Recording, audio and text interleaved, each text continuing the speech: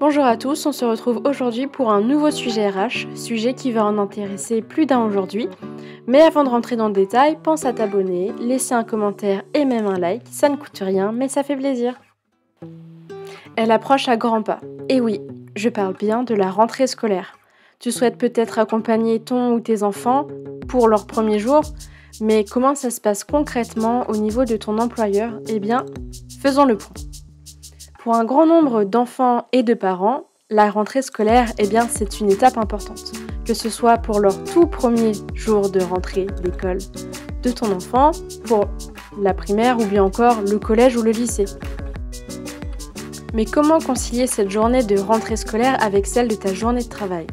Quelles sont les mesures spécifiques à prendre pour cette journée ? Ton employeur peut-il refuser cette absence ? Ou encore, es-tu obligé de poser une journée de congé ? Rappelons-le, le Code du travail accorde des jours de congé pour des événements spéciaux, des événements familiaux ou encore des absences pour enfants malades. Mais il n'y a aucune disposition en ce qui concerne la rentrée scolaire. Par contre, plusieurs conventions collectives prennent en compte cet événement en tant qu'autorisation d'absence ou encore prévoyant un aménagement d'horaire. Donc, pense à bien vérifier ta convention collective pour bien préparer cette journée.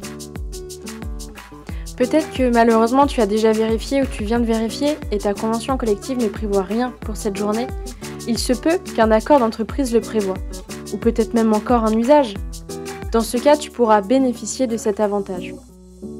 Tiens, tu ignores ce qu'est un usage ou encore un accord d'entreprise ? Eh bien, je t'invite à checker ma vidéo dans le petit. Par exemple, durant les 3 dernières années, les salariés ayant des enfants avaient une autorisation d'absence pour la matinée ou l'après-midi, sans diminution de salaire. Alors cela devient un usage d'entreprise et s'applique ainsi à tous et ne peut être refusé, sauf évidemment certaines exceptions. Un délai de prévenance pour cette absence est bien évidemment nécessaire. Par contre, en l'absence de toute mesure existante, il revient à ton employeur de t'accorder ou non cette absence, et ce pour chaque salarié faisant la demande. Si une disposition pour cette journée existe, que ce soit la convention collective, un accord ou un usage d'entreprise, le salarié comme l'employeur doivent s'y conformer. Il peut s'agir d'un aménagement d'horaire avec rattrapage des heures, un congé, un demi-congé supplémentaire ou encore une autorisation d'absence non rémunérée. Cette fameuse journée de rentrée scolaire concerne un grand nombre de salariés, que ce soit de ton entreprise, de ton service. Il est donc préférable que tu prennes tes dispositions en avance. Même si tu ne connais pas encore l'heure exacte de cette rentrée, cela permettra d'organiser au mieux le planning du jour J afin de donner satisfaction à tous sans désorganiser le bon fonctionnement de l'entreprise. Les étapes à réaliser sont donc dans un premier temps, de vérifier ta convention collective et ses dispositions particulières. Ensuite, de bien vérifier les accords et usages d'entreprise. Et enfin, si rien n'existe, de poser un congé ou encore un RTT. Petit aparté, pour ce type de cas, il est conseillé à l'employeur de bien déterminer les critères d'attribution de cette journée, comme pour les congés d'été. Par exemple, quelle est la classe de rentrée de ton enfant? Est-ce peut-être son tout premier jour de maternelle? Ou encore le nombre d'enfants, la date de l'absence ou bien encore l'ancienneté du salarié?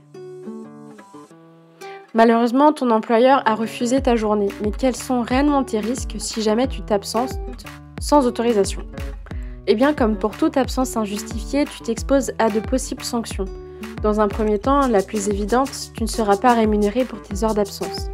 Ensuite, il y a une possibilité de mettre en place une procédure disciplinaire, notamment si tu as des absences ou des retards répétés, ou bien si ça a entraîné de graves répercussions pour l'entreprise. Cette sanction peut aller jusqu'au licenciement. Il est donc bien important de mesurer le poids de ces différentes décisions. Et voilà, tu en sais désormais plus pour bien préparer ta rentrée, mais surtout celle de tes enfants. Et on se dit à mercredi prochain pour un nouveau sujet RH. Allez, salut!